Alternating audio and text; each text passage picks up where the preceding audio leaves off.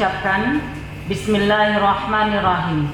Sidang terbuka Universitas Islam Negeri Sumatera Utara Medan dalam rangka promosi doktor, nama Mahardika Sastra Nasution, NIM 40042330003, program studi Komunikasi dan Penyiaran Islam, resmi saya buka.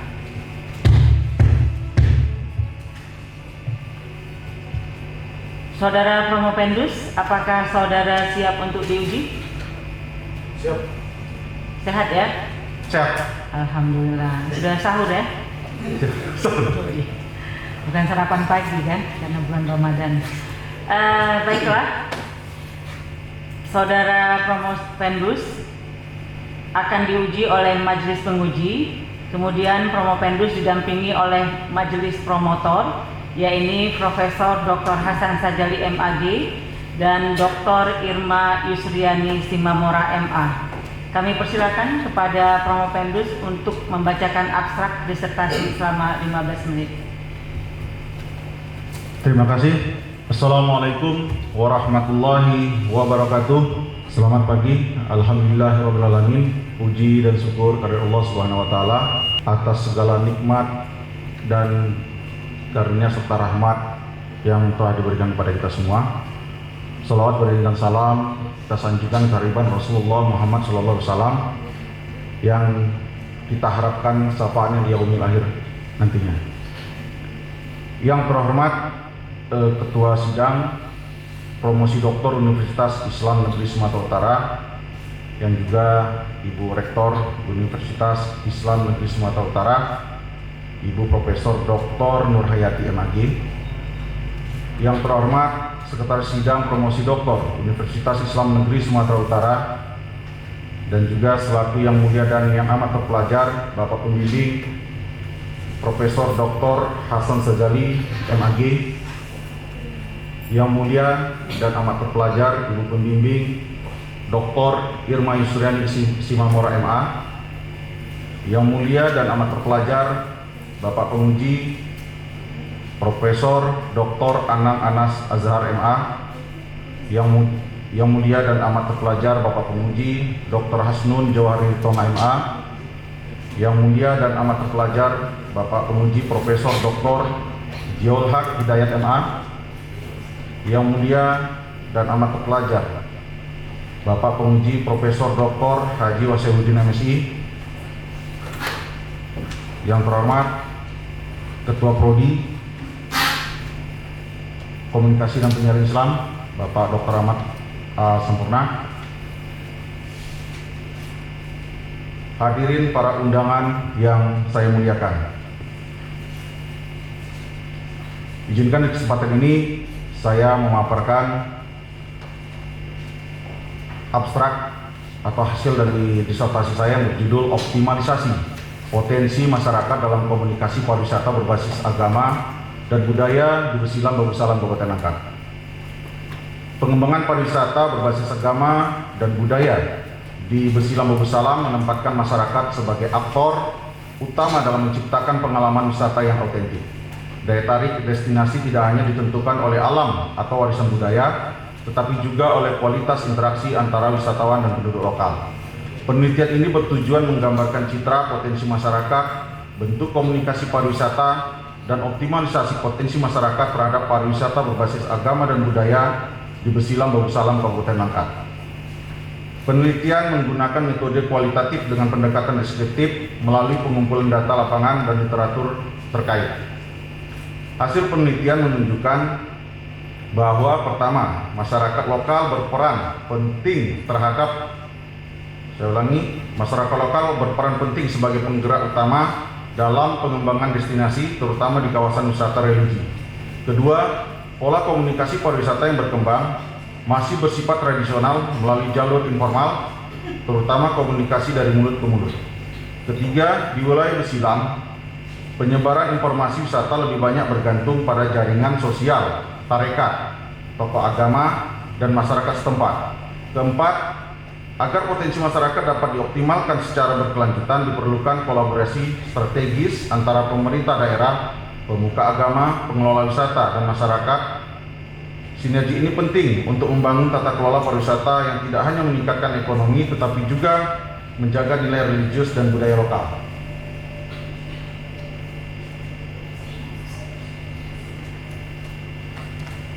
Selanjutnya, model rekomendasi wisata kawasan Besilam. Alur model penelitian ini berangkat dari budaya dan nilai historis sebagai dasar utama pengembangan pariwisata yang menjadi identitas utama suatu kawasan. Budaya dan sejarah tidak hanya dipahami sebagai warisan, tetapi juga sebagai sumber nilai yang memperkuat hubungan sosial masyarakat. Untuk menganalisa dinamika ini, saya mengacu pada dua landasan teori, yaitu teori kohesi sosial yang menekankan pentingnya solidaritas dan kebersamaan antar anggota masyarakat, serta teori modal sosial yang menyoroti jaringan kepercayaan, norma dan kerjasama sebagai kekuatan penggerak pembangunan pariwisata. Selanjutnya, dalam penelitian dan konteks tersebut terdapat 3 stakeholder utama yang berperan penting, yaitu komunitas dan atau relawan, pengelola wisata, dan pemerintah. Ketiganya memiliki kontribusi dalam pengembangan dan pelestarian wisata, terutama terkait aspek infrastruktur, keaslian budaya, dan penguatan UMKM lokal sebagai penopang ekonomi kreatif masyarakat. Saya kemudian merumuskan sebuah model kebutuhan pengembangan wisata yang berorientasi pada sinergi antara nilai-nilai budaya dan historis, kekuatan sosial masyarakat, serta dukungan kelembagaan untuk menciptakan pariwisata yang berkelanjutan dan berbasis partisipasi. Sehingga muncullah kebutuhan yang strategis yang saya beri nama itu DIKA, yang merupakan singkatan dari Develop, Involve, Kolaborasi, dan Advance. Adapun pengertian dari DIKA ini, yang pertama develop atau pengembangan, ini menekankan pentingnya membangun fondasi kawasan melalui strategi komunikasi, promosi, dan branding yang kuat. Pengembangan ini tidak hanya berkaitan dengan penyediaan infrastruktur fisik, tetapi juga mencakup penguatan identitas kawasan berbasis nilai budaya dan historis yang dimiliki Besilam. Strategi komunikasi yang tepat sasaran melalui media digital, narasi sejarah yang menarik, serta penyelenggaraan kegiatan berbasis budaya akan membantu meningkatkan visibilitas kawasan. Upaya promosi yang konsisten dan penciptaan citra destinasi yang khas akan membedakan Besilam dari destinasi wisata religi lainnya dan menempatkannya sebagai ikon spiritual sekaligus warisan budaya langka. Untuk I atau Involve pelibatan ini berfokus pada pemberdayaan dan partisipasi aktif masyarakat lokal. Keterlibatan masyarakat bukan hanya sebagai pelaksana kegiatan pariwisata, tapi juga sebagai penjaga nilai budaya dan identitas kawasan.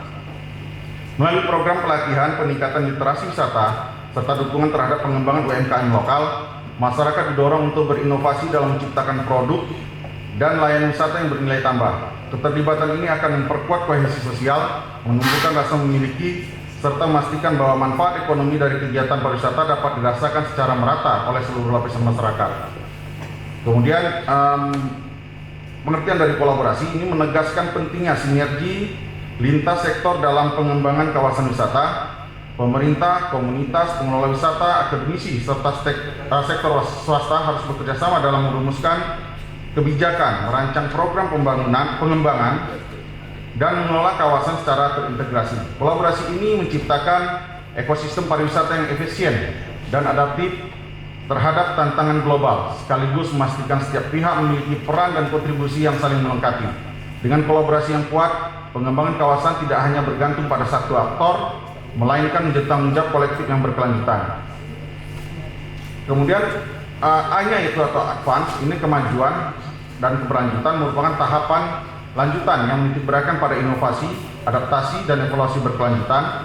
Upaya pengembangan pariwisata harus mampu merespon perubahan tren dan kebutuhan wisatawan tanpa mengorbankan nilai-nilai historis dan budaya menjadi identitas kawasan.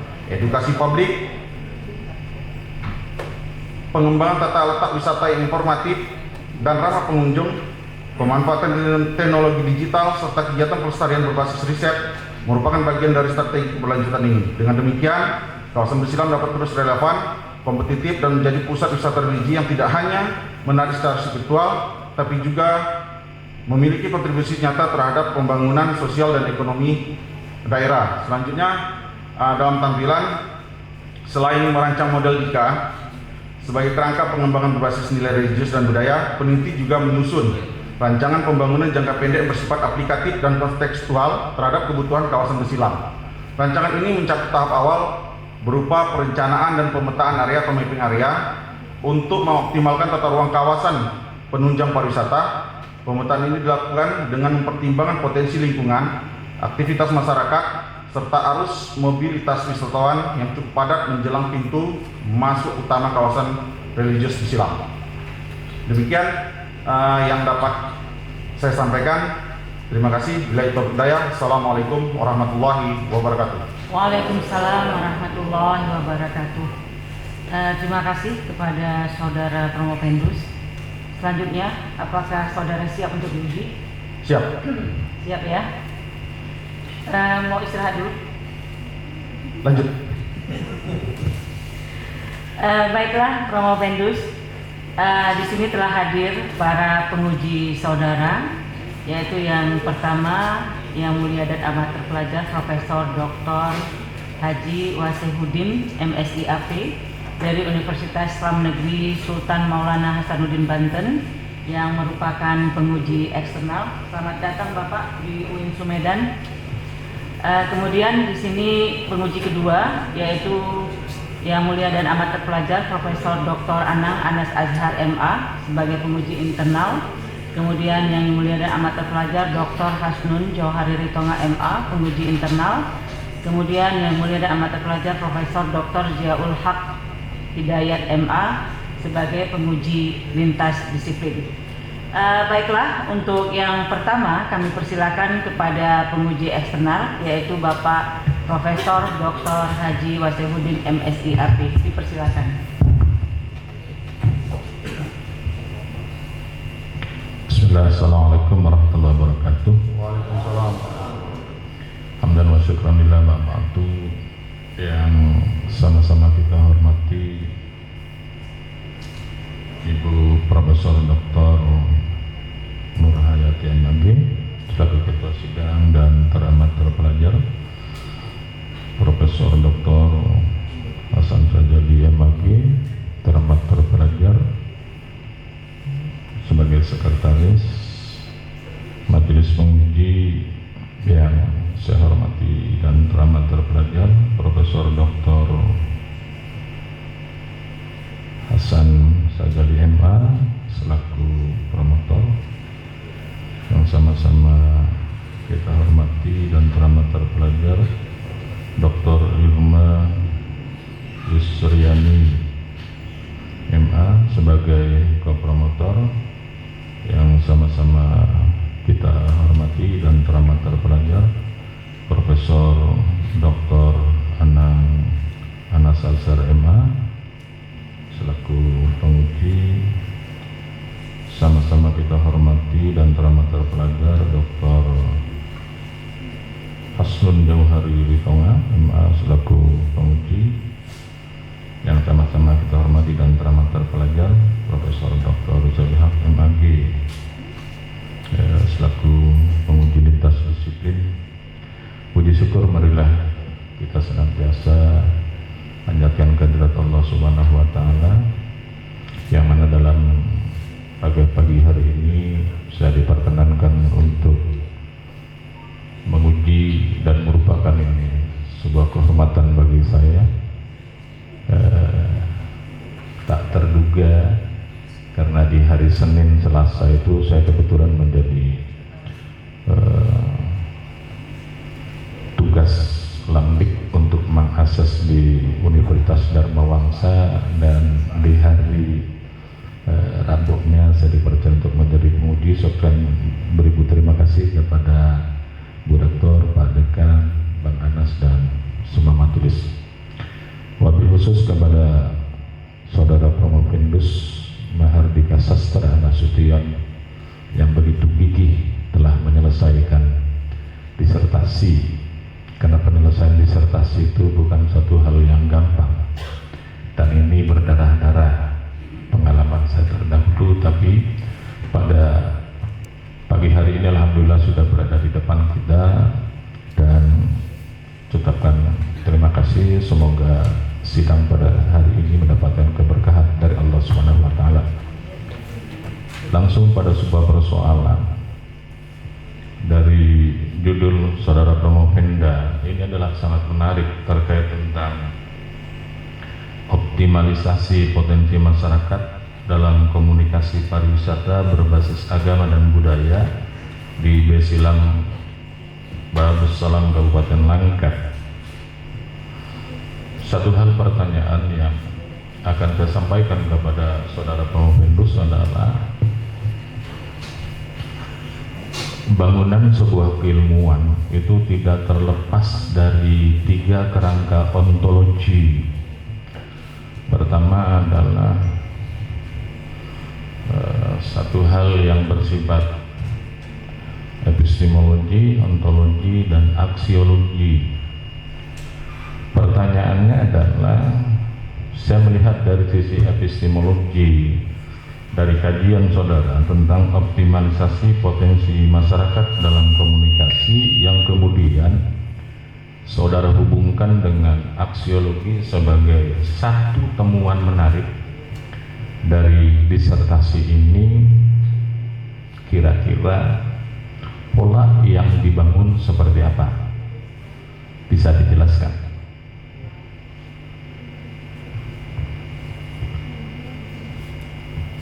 Yang mulia dan amat terpelajar, ini bermula dari awal ketika saya mengambil judul ini, bahwasanya kawasan Besilam ini sudah ditetapkan sebagai wisata religi dengan keputusan Bupati Langkat di tahun 2019. Namun saya melihat sampai di tahun 2023 sebelum saya mengambil judul ini pengembangan kawasan Besilam ini masih seperti itu aja. Akhirnya saya beranikan ngambil judul ini, tentunya dengan bimbingan dari Yang Mulia dan Amat Terpelajar Bapak dan Ibu Pembimbing, dan saya mengambil data sebagai pembanding ke makam Imogiri yang saya langsung melaksanakan observasi secara langsung itu pada tanggal 4 Oktober 2025. Pola yang diterapkan di Imogiri ini awal mulanya sama dengan yang di kawasan Besilam. Dulunya kawasan Besilam, kawasan makam Imogiri hanya 1 kali dalam setahun dilaksanakan pembersihan di makam-makam Sultan Agung. Itu menurut cerita dari Forcip atau Forum Cinta Budaya dan Bangsa yang dibentuk di Imogiri. Kemudian mereka mencoba untuk bagaimana ini makam Imogiri ini menjadi destinasi wisata. Dan mereka punya prinsip bahwasanya budaya dulu baru wisata. Akhirnya dibentuklah Forcip yang tergabung di dalam Forcip itu dari berbagai kalangan, ada yang ASN, segala macam profesi tergabung di dalam Forcip. Akhirnya secara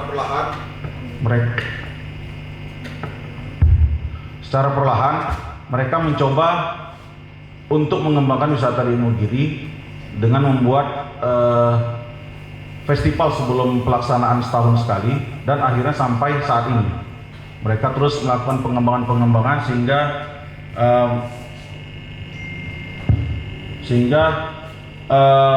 saat ini bisa dikatakan makam Imogiri ini sudah lengkap dalam mempromosikan wisatanya. Mereka sudah punya website tersendiri, dan pembangunan di Imogiri juga ini tidak terlepas dari ide masukan dari Forcip, dan ini mencoba saya ambil untuk diterapkan di kawasan Besilam, yaitu dengan model jika tadi, sehingga saya berharap pola yang diterapkan di Imogiri ini bisa diterapkan di kawasan Besilam. Tentu tujuan saya ingin melihat kawasan Besilam yang merupakan salah satu wisata religi di daerah saya, yaitu di Kabupaten Langkat, ini juga bisa berkembang seperti di makam Imogiri. Jadi pola yang akan saya terapkan tentunya saya akan mengadopsi pola yang dibuat di Imogiri, tentunya dengan model yang saya sampaikan tadi, yaitu model 3. Mungkin ini, Prof. Izin. Kedua,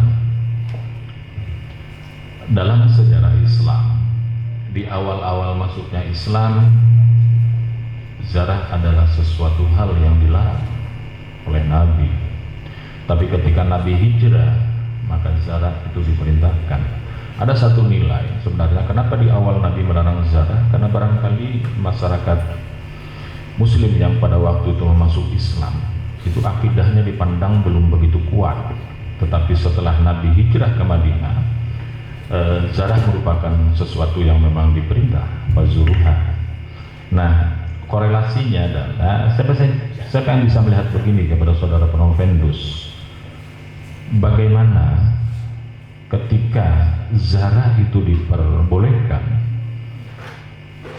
dampak komunikasi pariwisata baik yang bersifat dapat mensejahterakan ekonomi dan ketahanan sosial bagi masyarakat Besilan Kabupaten Langkat itu bisa terbangun. Satu sisi memang bagaimana agar akidah masyarakat di sana juga jangan sampai terjerumus. Zarah itu bukan berarti meminta, tetapi zarah adalah salah satu bentuk penyampaian doa dari sang peziarah kepada ahli kubur. Yang kedua, zarah itu bernilai tauhid pada sang peziarah. Artinya apa bernilai tauhid? Kehidupan kita di era globalisasi sekarang ini jangan sampai kita itu terlalu hubud dunia wa karahiyatul maut. Tetapi bagaimana dengan zarah itu bangunan-bangunan syahwat keduniaan itu menjadi tren, menjadi tidak terlalu dijadikan satu sumber utama dalam kehidupan. Kenapa? Dengan zarah itu kita akan pasti mengingat sebuah kematian. Kalau kita mengingat sebuah kematian berarti seharusnya kita jangan sampai terlalu hubud dunia. Nah, hubungannya dengan disertasi saudara, bagaimana dampak komunikasi pariwisata terhadap kesejahteraan ekonomi dalam bingkai tauhid yang begitu kuat di masyarakat Besilam Kabupaten Langkat. Strategi apa kira-kira yang disajikan oleh saudara Promovendus? Dipersilakan. Terima kasih yang mulia dan amat terpelajar Bapak Penguji. Sebenarnya di kawasan Besilam terkait kesejahteraan dalam ekonomi ini sebetulnya sudah ada, bibitnya sudah ada, namun perlu pembinaan dan pelatihan lagi. Ini bisa dilihat dari mereka menjual hasil kerajinan atau UMKM yang masih berhubungan dengan kalau di Besilam itu dengan nuansa Islam. Mungkin itu yang perlu pengembangan. Makanya tadi juga saya sampaikan ada pengembangan dalam jangka pendek. Di situ coba kita atur bagaimana penempatan UMKM. Yang diperlukan di sini sebetulnya pendampingan dari pemerintah dalam pelatihan-pelatihan bagi UMKM di sekitar wilayah kawasan Besilam. Jika dilihat dari ziarah, baik ziarah di Imogiri maupun di Besilam, ini sebenarnya ziarah juga mereka juga tidak membiarkan kita sendiri, tetap ada pendampingan. Ini juga yang menjadi pengalaman saya pribadi ketika saya mencoba observasi di kawasan Imogiri. Saya sempat berpemikiran ketika saya ziarah ke makam Imogiri, ini mungkin pakai dupa atau apa segala macam. Ternyata itu tidak dibiarkan. Mereka akan tetap dikawal sama dua keraton dengan dipimpin dengan yasinah atau tahlilan. Dan ini juga sama hal yang dibuat di kawasan Besilam. Jadi terkait dengan peningkatan ekonomi di sekitar masyarakat. Dengan memanfaatkan ziarah ini, tentunya dengan berdatangan masyarakat wisatawan ke daerah kawasan ini bisa dimanfaatkan dengan pengembangan UMKM yang ada di sekitar kawasan tersebut. Tentunya ini juga mereka masyarakat tidak bisa kita biarkan sendiri. Pastinya dengan pelatihan-pelatihan dari pemerintah atau sektor swasta atau pengelola wisata, sehingga UMKM yang bisa dijual atau produk-produk lokal ini bisa menjadi sumber peningkatan ekonomi bagi masyarakat sekitar. Terima kasih. Pertanyaan yang terakhir begini, saya salah satu orang yang dilahirkan di NU, tradisi NU, dan dari sejak kecil saya suka ziarah. Bahkan kemana saya pergi itu di salah satu kabupaten yang saya hinggap itu adalah siapa penyebar pertama di daerah itu, maka saya akan ziarah itu. Dari mulai Sabang sampai Maroke itu kalau saya tugas Lambik itu pasti saya ziarah. Wali Songo sudah teriter semua, termasuk juga sampai dengan ke Bali, ke Madura. Begitu juga sampai dengan ke Aceh kemarin. Bahkan di Aceh itu sudah lebih dari 3 kali saya ziarah. Kenapa saya lakukan ziarah? Karena ada satu pesan dari orang tua. Orang tua saya dalam hal ini ibu dan guru saya. Jadi ketika Anda memasuk pada salah satu tempat, tolong berikan doa sama orang yang sangat berjasa pada pembawa Islam. Tidak usah berbicara masalah ziarah itu bagaimana hukumnya, musyrik atau tidak. Setidaknya adalah ada satu ucapan sangat berterima kasih karena Islamnya kita itu adalah disebabkan oleh para pendahulu-pendahulu kita yang telah mengajarkan kepada nenek moyang kita. Alasan yang sangat logis kalau menurut saya, sehingga saya itu adalah masuk dalam kategori yang hobi ziarah. Nah, di pertanyaan yang ketiga itu yang saya maksud adalah begini. Ketika saudara Promovendus itu mengadakan penelitian terkait dengan judul saudara yang begitu bagus dan orisinal, peluang, tantangan dan hambatan seperti apa, baik yang bersifat struktural dan kultural, selama saudara menjadi peneliti di bidang ini. Itu yang pertama. Yang kedua, apa kira-kira rekomendasi saudara dari hasil penelitian disertasi yang sangat bagus ini agar ke depan dijadikan sebuah satu bingkai catatan penting bagi masyarakat Jawa khususnya, karena Banten sampai dengan Jawa itu rata-rata di Banten sampai dengan Surabaya dan Madura itu masyarakatnya lebih ziarah. Tidak pernah saya melihat yang namanya Banten lama itu sepi dari penziarah. Cuman kadang-kadang yang saya jengkelnya adalah sepanjang jalur menuju makam Sultan Maulana Hasanuddin Banten itu banyak peminta-peminta yang kadang-kadang membuat kita jengkel. Nah, mudah-mudahan dengan lahirnya disertasi saudara Promovendus ini adalah membuat kontribusi yang bisa ditularkan kepada pemerintah Kabupaten Serang khususnya dan juga pemerintah Provinsi Banten. Nah, kira-kira yang seperti saya katakan tadi, peluang, hambatan dan tantangan seperti apa yang bisa saudara alami? Dipersilakan. Terima kasih Yang Mulia dan Amat Terpelajar Penguji. Peluangnya jika ditanya saya yakin ini akan bisa terlaksana. Kenapa? Karena ini saya melihat dari sejarah pengembangan di makam Imogiri. Mereka juga bermula seperti sama di kawasan Darussalam. Untuk tantangan, selama saya melakukan penelitian, mungkin di kawasan Silam ini masih ada beberapa, kalau istilah di sana, bani-bani, keturunan-keturunan yang mungkin antara satu sama yang lain ini berbeda, dan mungkin Prof. Dia juga paham dengan hal ini. Di sana banyak ada MPZ, ada dari yang lain-lain. Cuman saya tidak melihat ke situ, saya tidak mau mencampuri ke internal. Saya hanya ingin melihat bagaimana kawasan Darussalam yang sudah ditetapkan sebagai wisata religi sejak dikeluarkan surat keputusan Bupati Langkat pada tahun 2019, ini benar-benar menjadi salah satu kawasan wisata religi. Saya berharap malah ke nasional. Untuk salah satu peluangnya lagi, ini banyak murid-murid tarekat dari guru-guru sebelum di Tuan Guru yang mungkin mereka datang ke sana karena hubungan antara murid sama guru atau antar keluarga, sehingga yang saya sampaikan juga tadi dari mulut ke mulut informasi. Jadi peluang ini besar, tapi untuk informasi ini saya melihat masih sangat-sangat kurang sekali.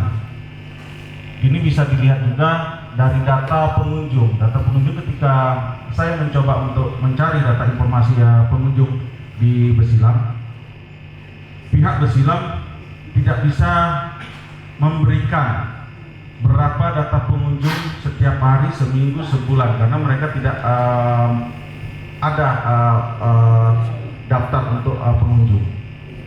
Dan kedepannya pola yang diterapkan di Imogiri ini coba untuk diterapkan di wisata Besilam, dan saya sudah mencoba koordinasi komunikasi dengan Dinas Pariwisata dan Kebudayaan Kabupaten Langkat.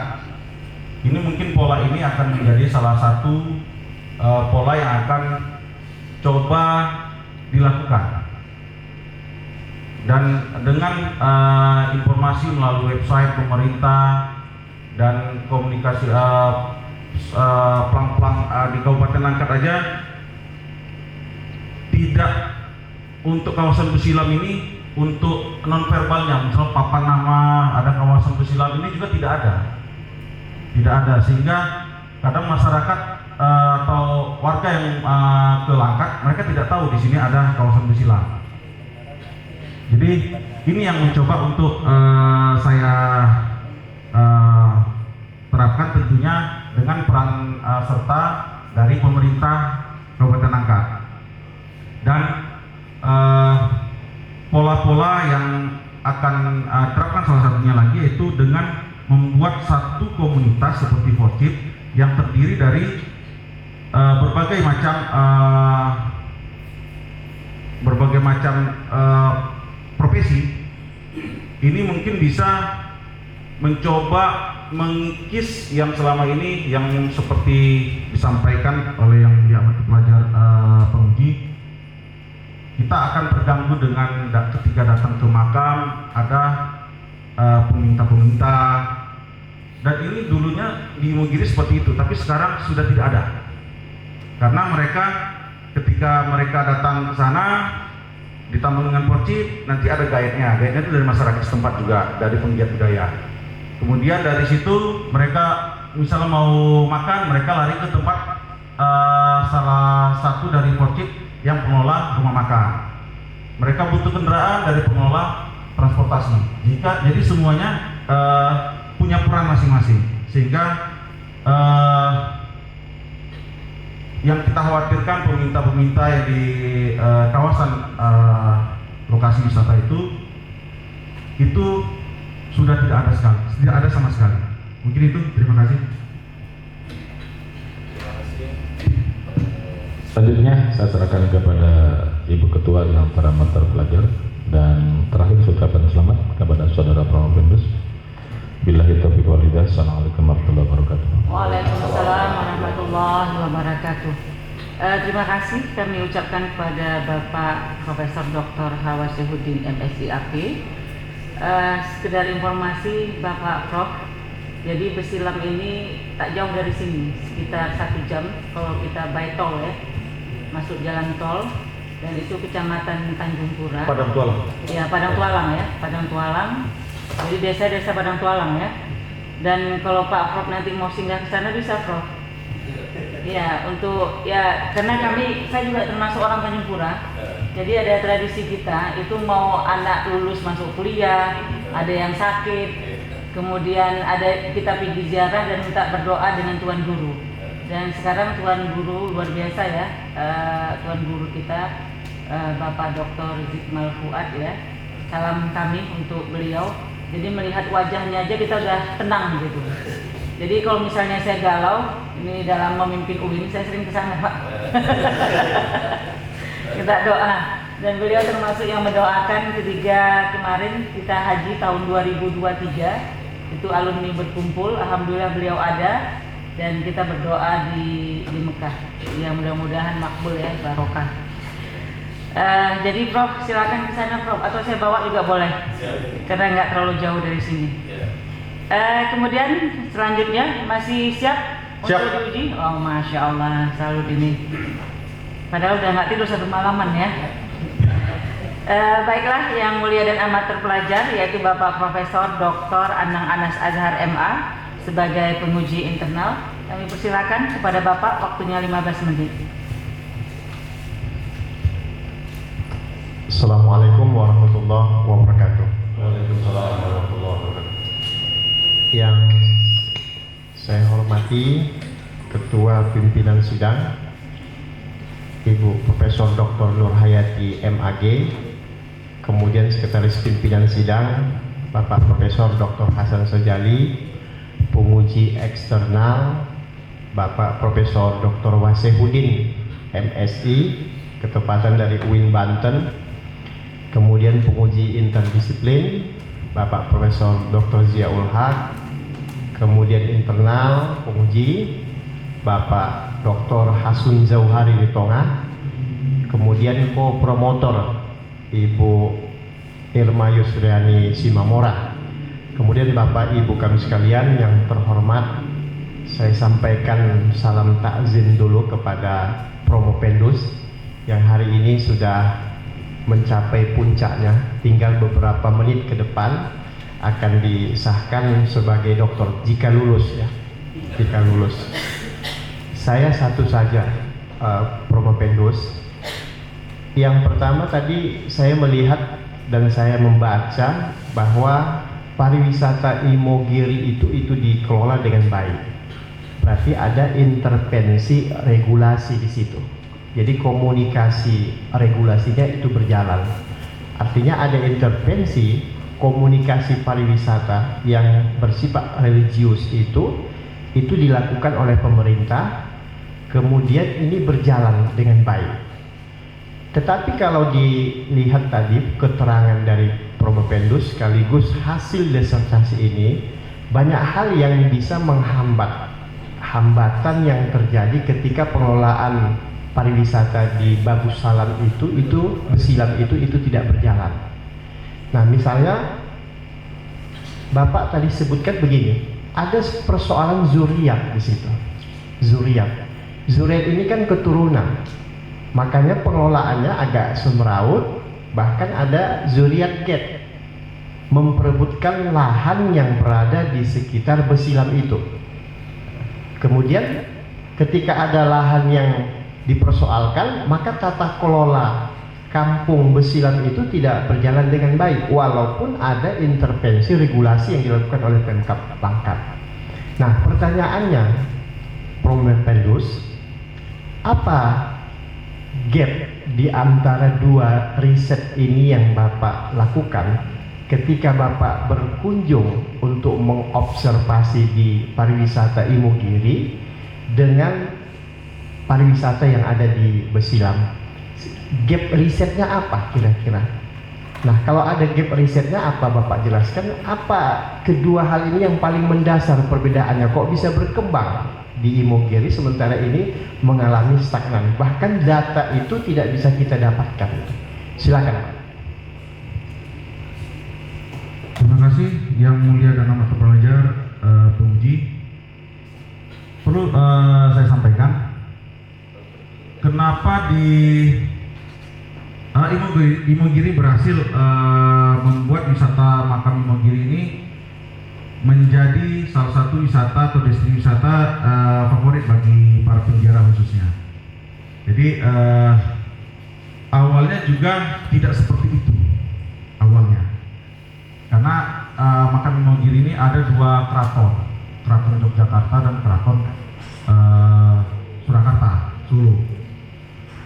Jadi jika kita ingin berziarah ke makam Sultan Agung, ini pasti kita harus melewati dua keraton, dua abdi dalam 2 keraton yang kita harus minta izin dari kedua-duanya. Jika kita minta izin salah satu, yang satu tidak mengizinkan, maka kita tidak diizinkan. Nah, kita harus dua-dua. Dan kenapa di Besilam, perlu saya ulangi untuk yang di Makam Imogiri, peran pemerintah sebetulnya ini mereka menunggu ide masukan dari Forjip untuk saat ini. Pernah satu kejadian ketika pemerintah mencoba membangun jalan, ternyata di situ ada situs budaya. Jadi Forjip bisa dikatakan membatalkan pembangunan jalan tersebut.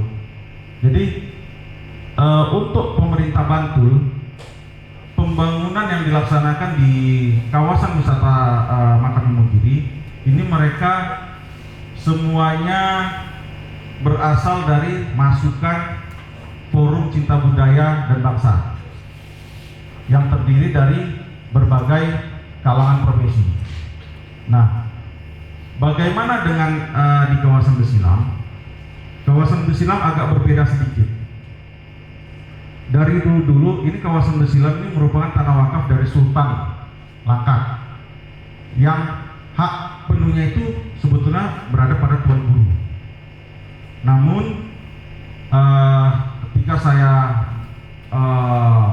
berkomunikasi langsung dengan Tuan Guru, pernah terjadi dan saat ini juga masih ada tanah di kawasan Babu Salam ini diperjualbelikan.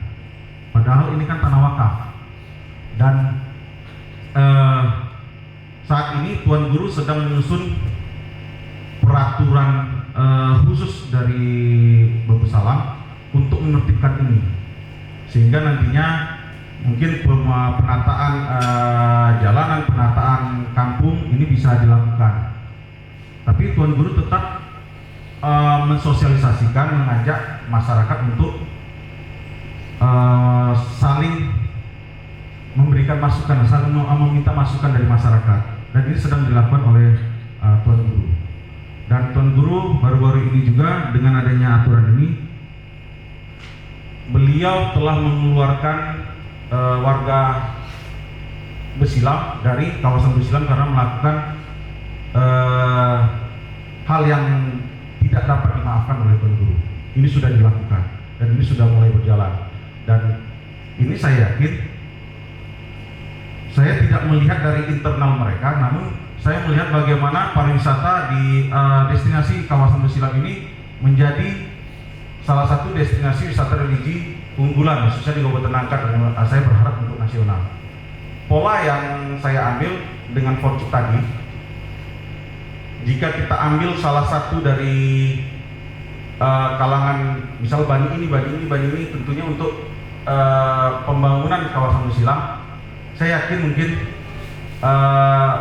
tidak menutup kemungkinan kawasan Besilam ini bisa menjadi maju.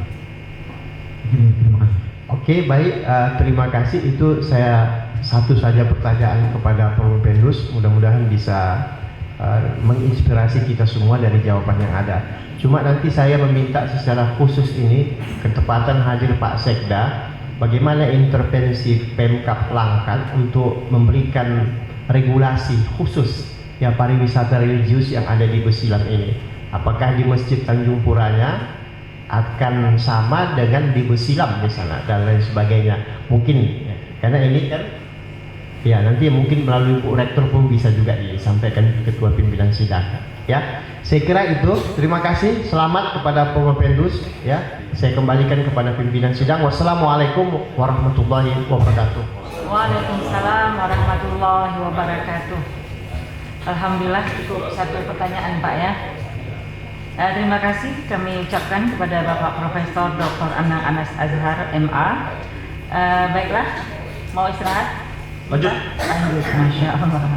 Ya, kita gaskan ini ya. Baiklah, selanjutnya penguji internal selanjutnya adalah Bapak Dr. Hasnun Jauhari Ritonga MA. Kepada Bapak kami persilakan dan waktunya 15 menit. Terima kasih. Assalamualaikum warahmatullahi wabarakatuh. Alhamdulillah, salatu wassalamu ala Rasulillah sidang Ibu Rektor, Ibu Profesor Dr. Nurhayati MAG, kemudian Sekretaris Sidang sekaligus promotor Bapak Dekan Profesor Dr. Hasan Said MAG, Ibu Co-Promotor Ibu Dr. Ilma Luciani Simamor MA, rekan-rekan para penguji, ada penguji internal Bapak Profesor Dr. Anang Anas Azhar MA, penguji lintas disiplin Bapak Profesor Dr. Ziaul Haq MA, dan Bapak Profesor Dr. Wasiuddin MSc sebagai penguji eksternal dari UIN Banten. Kemudian saya ucapkan selamat kepada Pak Promopendus Mahardika Sastra Nasution. Saya kira perjalanan dari seminar proposal, kemudian seminar hasil tertutup, kemudian hari ini promosi, tentu ini sudah melewati berbagai rintangan lah saya bilang, dan perbaikan-perbaikan. Jadi ini memang sudah final. Adapun di promosi ini walaupun bertanya, intinya sebenarnya hanya menggali, mendalami bagaimana Promopendus bisa atau memahami betul apa yang ditelitinya. Sehingga memang ujian ini walaupun ada pertanyaan tidak lagi mempengaruhi nilai, karena nilai sudah ada sebelumnya. Hanya untuk melihat itu. Maka memang dulu seingat saya Bu Rektor, di promosi itu Promopendus itu masih dibantai. Jadi belakangan memang tidak lagi seperti itu. Tapi memang tetap ada pertanyaan, sekedar untuk melihat atau menegaskan bahwa penelitian saya ini loh, saya memahami betul apa yang saya teliti. Kira betul.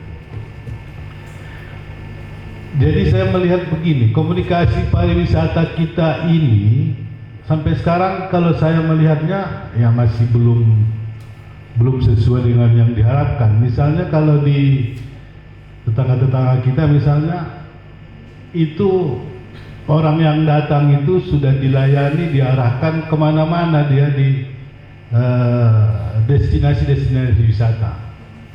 Jadi apa istilahnya tuh, tour guide-nya itu sudah punya schedule, punya ya selain sertifikat, sudah tahu mana saja destinasi yang mau dikunjungi. Di kita ini, terutama di Medan ini, saya belum melihat itu. Orang wisata mandiri, tidak ada yang kecuali mungkin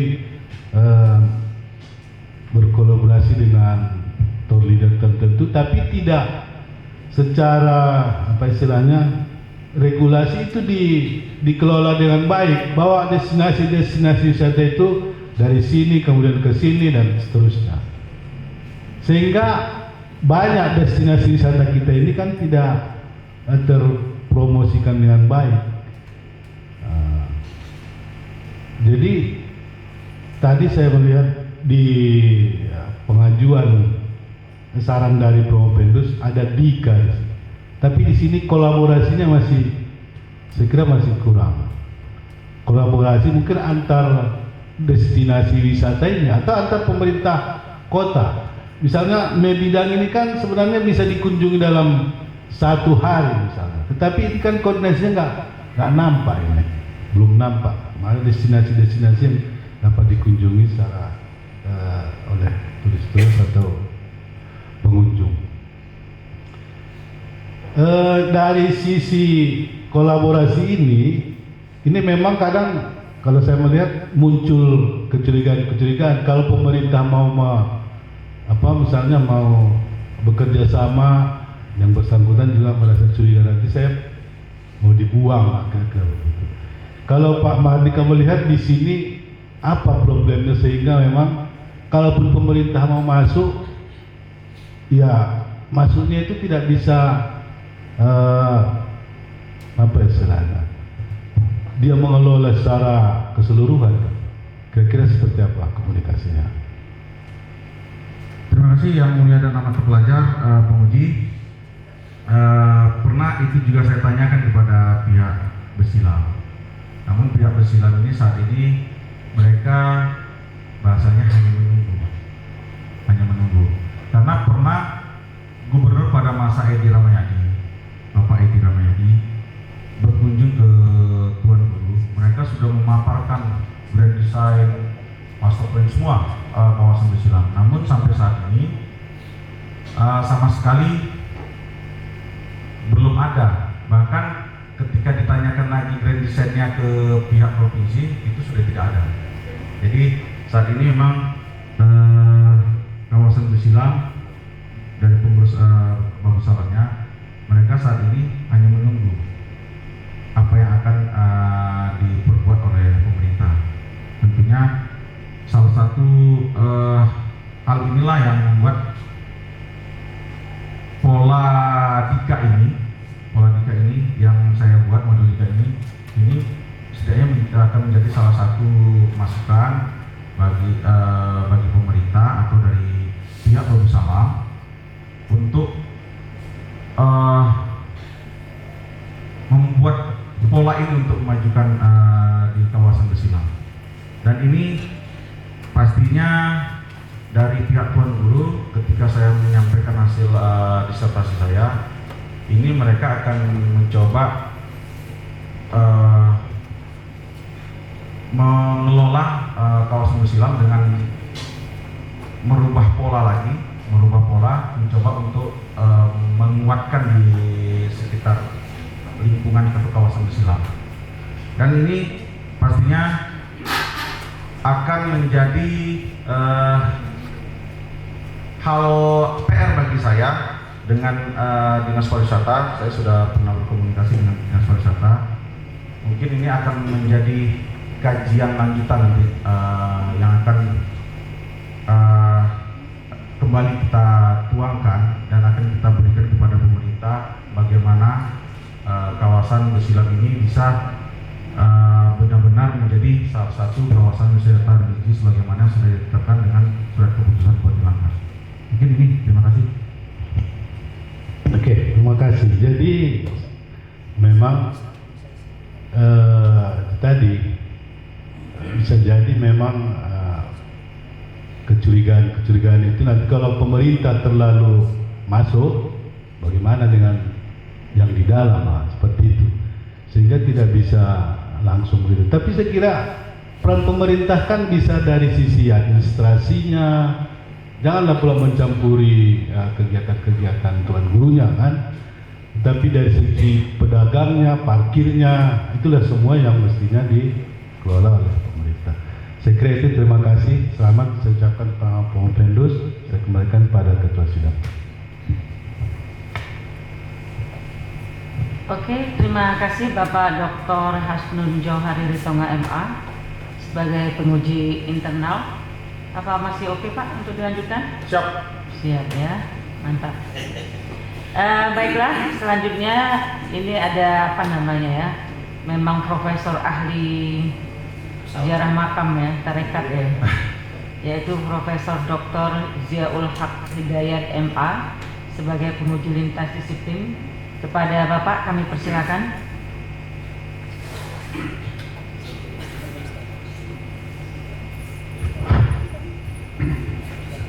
Bismillahirrahmanirrahim. Assalamualaikum warahmatullahi wabarakatuh. Yang terhormat pimpinan sidang, yang terhormat para tim penguji, yang terhormat para keluarga ya sudah datang. Pertama saya ingin mengucapkan selamat kepada Pak Mahardika ya. Saya tahu proses ini ya tidak mudah ya, banyak sekali proses-proses panjang yang harus dilewati ya. Namun pada akhirnya sampai juga ke ujungnya gitu ya. Baik, ada beberapa komentar ya yang ingin saya sampaikan terkait riset ya. Riset ini sangat menarik ya, karena saya juga secara personal ya sudah pernah melakukan pemetaan ya terkait tentang peluang potensi Kampung Besilang ya. Saya sering menyebutnya dengan istilah Kampung Besilang ya, sebagai bagian dari pengembangan wisata religi di Sumatera Utara ya. Pertama ya, saya melihat memang ada persoalan internal di dalamnya. Sebagai ilustrasi misalnya Tuan Guru Abdul Rokan atau mursyid ya, mursyid pertama itu kan wafat sekitar tahun 1926. Bayangkan 1926 baru 2019 keluar perda ya, Perda untuk menetapkan bahwa Kampung Islam itu sebagai wisata religi. Ini kan tentu ada persoalan di dalamnya. Secara umum memang ya saya melihat bahwa di Kampung Islam itu penguasa atau otoritas itu tidak tunggal gitu ya. Nah, ini juga menjadi persoalan ya. Sampai sekarang misalnya kalau ingin disebutkan ya, Kampung Islam itu mengalami dualisme kepemimpinan. Jadi otomatis kebijakan-kebijakan yang akan dibuat di dalamnya itu akan bersentuhan antara satu dengan yang lain ya. Tadi juga disinggung Pak Martika, ada lagi otoritas lain itu MPZ ya, Majelis Permusyawaratan Zuriyah. Oke, tapi di sisi lain ya, saya ingin mengatakan potensi dari Kampung Islam ini sebagai wisata religi ya, saya melihat ya bahwa Islam itu semacam kampung yang bisa menghubungkan tidak hanya antar zuriat dalam artian ini keluarga dari Tuan Guru Rokan yang tersebar di seluruh Indonesia dan Malaysia ya. Tetapi juga semacam daya tariknya itu global engagement ya, atau spiritual engagement ya. Jadi wisata lintas negara ya, saya membayangkan ya bahwa misalnya dalam konteks haul itu peringatan ya setiap tahun itu 2 tahun 2025 adalah 102 ya, 102 perayaan haul. Dan itu biasanya selalu melibatkan kelompok-kelompok terutama dari Riau, dari Sumatera Utara dan Malaysia ya, Malaysia. Dan ini sangat aktif ya. Apakah ada ikatan secara kekeluargaan ataupun juga ikatan spiritual. Dan ini yang mendorong oleh kelompok-kelompok luar untuk selalu hadir di Kampung Besilam ya. Ini saya kira penting menjadi semacam sosial capital ya, modal sosial untuk menjadikan Kampung Islam sebagai wisata religi ya. Oke, kemudian saya ingin mengomentari ya bahwa ilustrasi yang digambarkan Prof. Pendus tadi, Imogiri sebagai referensi misalnya ya, saya kira itu penting ya, menarik ya, terutama tadi digambarkan Imogiri sebelumnya juga mengalami kondisi yang sama, tetapi setelah dilakukan manajerial yang baik itu bisa berkembang ya. Tapi mungkin ada aspek yang mungkin bisa kita lihat ya, aspek kultur ya, bahwa di Imogiri itu kulturnya tradisi sejarahnya sangat kuat. Kenapa? Di sana ada warga NU-nya gitu. Nah, kenapa saya sebut warga NU ya? Karena yang sangat dekat dengan tradisi sejarah itu warga NU. Bahkan di mana ada NU? Di mana ada NU seperti Pak apa, dia selalu mencari itu tempat ziarah dulu gitu. Dan itu yang saya kira di Sumatera Utara yang belum terlihat, karena budaya Sumatera Utara ini agak cenderung lebih egaliter gitu Pak Wahid dalam konteks ziarah gitu ya. Tetapi peluangnya sangat besar untuk pengembangan aspek wisata ini ya. Oke, itu sekedar komentar umum ya. Mungkin pertanyaan yang agak serius kesannya ya. Apa kira-kira sumbangan teoritis ya dari risetnya Prof. Pendus ini terhadap keilmuan KPI gitu ya.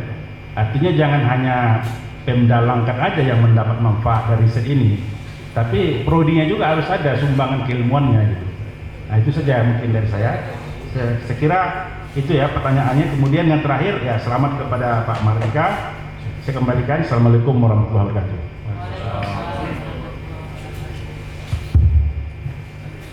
Terima kasih yang mulia dan amat terpelajar. Terima kasih atas komentarnya. Mungkin karena sudah dibuka dari Prof. Ajia, memang pernah internal ini, makanya saya nggak ketika menjawab dari para penguji saya agak menjaga, karena memang saya takut karena ada hal-hal internal yang nggak mungkin saya sampaikan di sini. Karena pernah terjadi ketika salah satu Tuan Guru meminta kepada Pemkab untuk penerangan di kawasan makam. Besoknya ada surat susulan bahwasanya makam itu terang, tidak perlu penerangan dan lain-lain. Makanya saya nggak berani menyampaikan, saya agak hati-hati. Kemudian untuk manfaat bagi KPI. Mungkin dengan adanya disertasi saya ini bisa menjadi pencetus, mungkin ada yang dokter komunikasi politik, dokter komunikasi Islam, mungkin ini bisa menjadi awal mula untuk pencetus sebagai dokter komunikasi wisata religi. Terima kasih.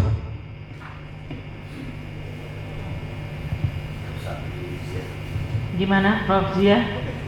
Oke ya, cukup ya. Karena udah banyak ziarah ini, jadi nggak banyak pertanyaannya. Terima kasih kami ucapkan kepada Bapak Profesor Dr. Ziaul Haq Hidayat MA sebagai penguji lintas disiplin. Bapak Promopendus masih semangat untuk diuji? Siap, masih. Ini dia. Tapi alhamdulillah pengujinya udah habis ya. Ya, jadi karena saya nggak menguji. Baiklah Bapak, alhamdulillah ini para penguji udah selesai, tidak ada lagi ya. Dan kemudian selanjutnya saya akan men-skor sidang promosi doktor selama 5 menit untuk melakukan rapat tim. Sidang promosi doktor atas nama Mahardika Sastra Nasution saya skor selama 5 menit.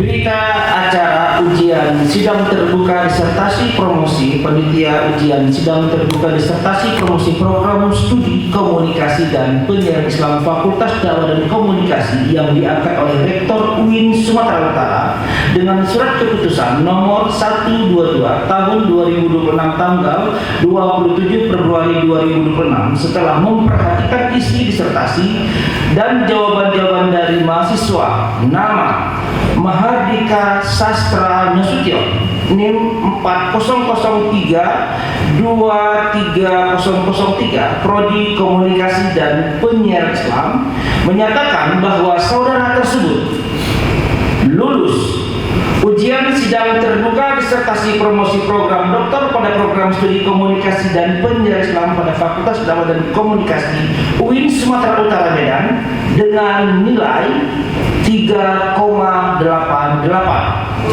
Terpuji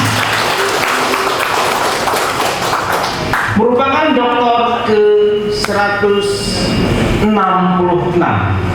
Medan 4 Maret 2026 panitia ujian terbuka disertasi promosi. Ketua Profesor Dr. Nur Hayati MAG, Sekretaris Profesor Dr. Hasan Sazali MAG, anggota penguji Profesor Dr. Hasan Sazali, Dr. Irma Yusriani Simamura MA, Profesor Dr. Anang Anas Azhar MA, Dr. Hasnun Jauhari Ritoma MA, Profesor Dr. Ziaul Haq Hidayat MA, Profesor Dr. Haji Wasiruddin MSI ditandatangani. Selanjutnya kami persilakan kepada Ketua Prodi untuk menyematkan baju toga dan kalung alumni doktor kepada doktor yang didampingi oleh istri.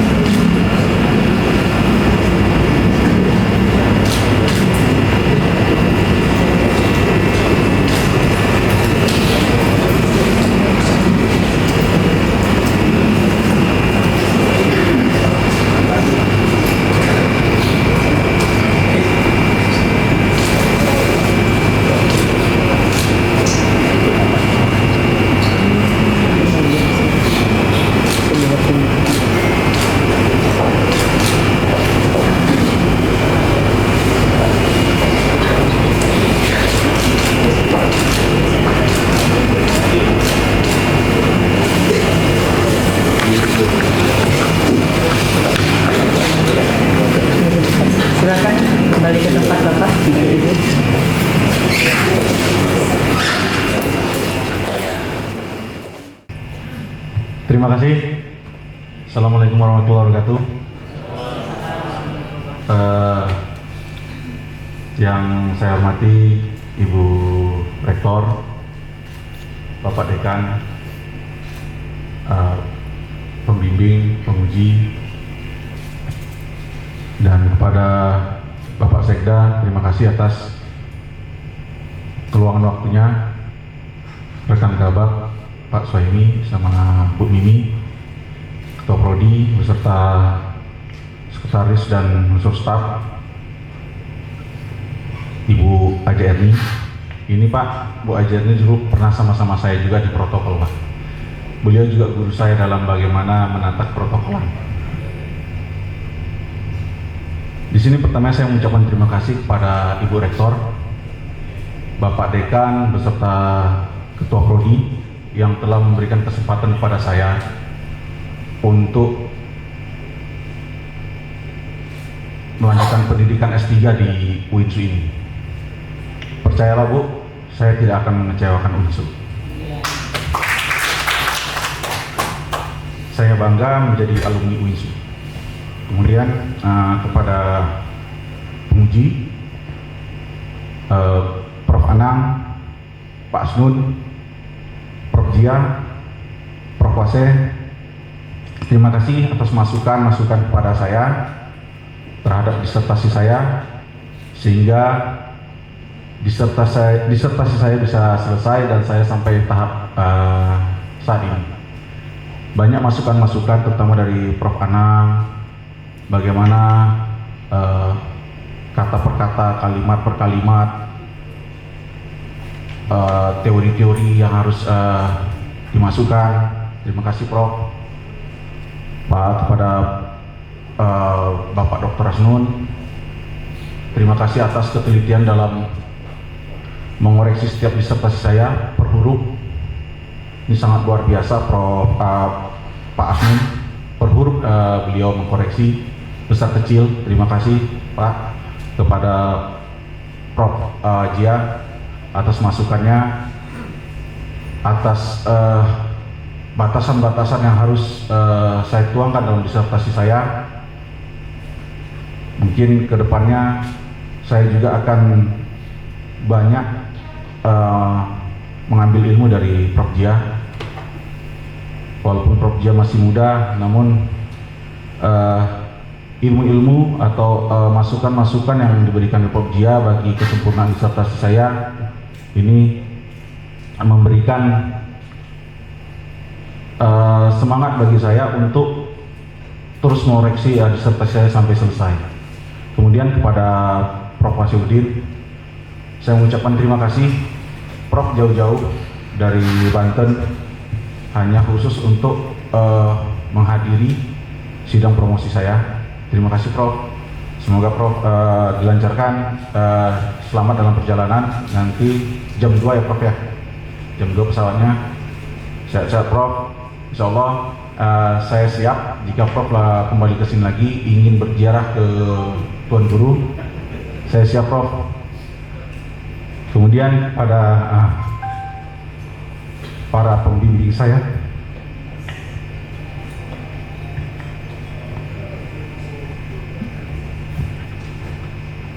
terima kasih Prof. Bu yang mana?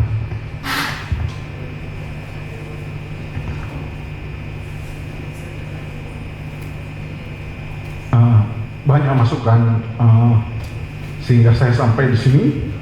Mungkin karena dari perpasaan dan jika mungkin perpasaan, mohon maaf.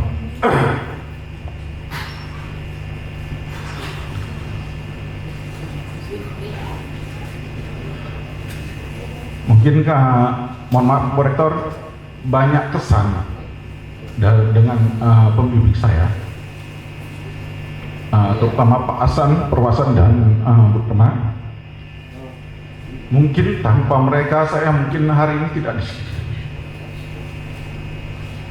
Terutama Perwasan, 2 minggu jika saya tidak bergerak, beliau selalu melapor. Sudah sampai mana disertasi ya Bapak? Sehingga terkadang saya sudah berhenti, ini termotivasi kembali. Walaupun ada beberapa lokasi untuk menjadi data pembanding, beliau menyarankan ke Imogiri Jogja. Saya tahu itu jauh, Bu Rektor. Namun saya yakin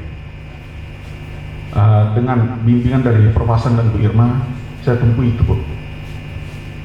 Walaupun saya cuma 1 hari di sana, berangkat tanggal 3, 4 saya dari pagi sampai malam, kemudian tanggal 5 saya kembali, karena memang ada juga kegiatan di daerah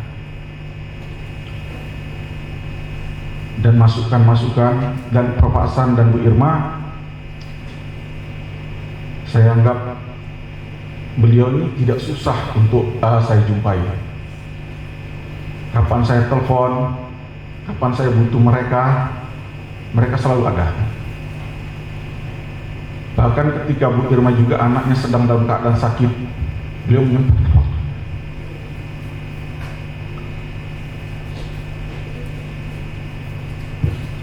Sekali lagi terima kasih kepada para pemimpin saya.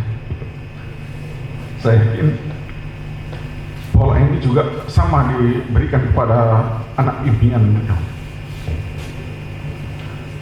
Kemudian kepada rekan-rekan yang hadir pada hari ini, terima kasih atas supportnya. Rekan-rekan kabar teristimewa, terkhusus kepada Bapak Sekda, terima kasih atas peluang waktunya untuk hadir pada hari ini. Saya yakin Bapak juga akan dapat selesai tepat waktu. Saya doakan Bapak juga lancar dan selesai hingga promosi dokter secepatnya di tahun depan. Kemudian kepada Bu Ajerni beserta Pak Budi, terima kasih Bu. Kami sama Prof. Hasan bangga punya Ibu sebagai guru juga. Prof. Hasan juga mungkin sebagai guru saya dalam hal protokolan. Terima kasih atas kehadiran Ibu. Kemudian teristimewa surga dunia saya, orang tua saya,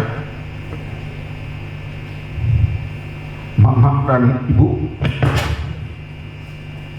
Ini saya saat ini yang ada tinggal Ibu dan Mama. Mereka lah yang menjadi doa saya selama di dunia ini. Terima kasih atas doa-doanya pada Mama sama Ibu. Kemudian kepada anak-anak saya, Atat, Ayah,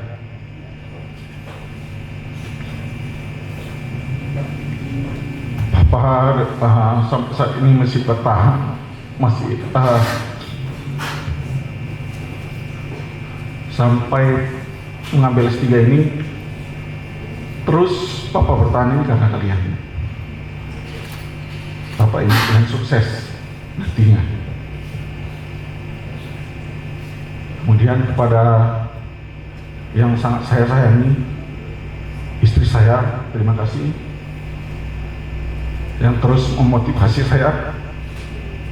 Saya tahu S3 ini tidak mudah. Tidak mudah. Kalau dibilang tadi sama para penguji berdarah-darah, memang benar. Tidak semua yang dilihat mungkin sampai sejauh ini sepertinya gampang, tapi yang saya lalui tidak seperti itu. Sekali lagi saya bersyukur punya pembimbing, 2 orang yang sangat luar biasa. Terima kasih Prof. sama Bu Irma. Saya sekali lagi, saya tidak akan mengecewakan Bapak. Semua disertasi, isi disertasi, saya memang tidak terlalu percayakan kepada orang, walaupun saya mungkin ada tim yang membantu, tapi saya tidak percaya. Tetap saya koreksi, saya tetap koreksi karena itu arahan dari Prof. Hasan. Tetap saya koreksi, masukan-masukan.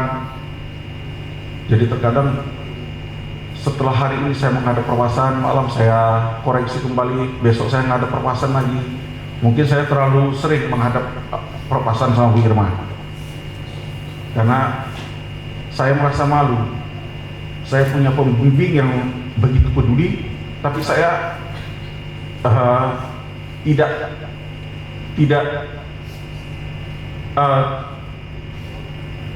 hanya berjalan tempat maksudnya gitu. Terima kasih sekali lagi memang kepada para pembimbing terutama dan para penguji, dan saya yakinkan kembali saya bangga menjadi alumni UINSU, dan saya yakinkan saya tidak akan mengecewakan UINSU. Terima kasih. Assalamualaikum warahmatullahi wabarakatuh. Mohon maaf Bu, satu lagi kepada rekan-rekan S3 yang hadir, Ketua Kelas Topik, Bang Dani, Kak Alia, KLP, Irda, Bang Sarkawi, Bustami. Saya yakin kalian akan menjadi dokter selanjutnya. Semoga. Terima kasih. Assalamualaikum warahmatullahi wabarakatuh.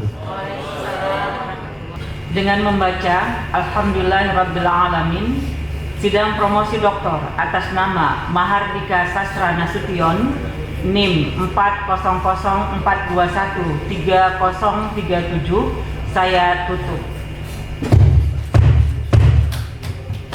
Wallahu muwaffiq ila aqwamit thoriq. Wassalamualaikum warahmatullahi wabarakatuh.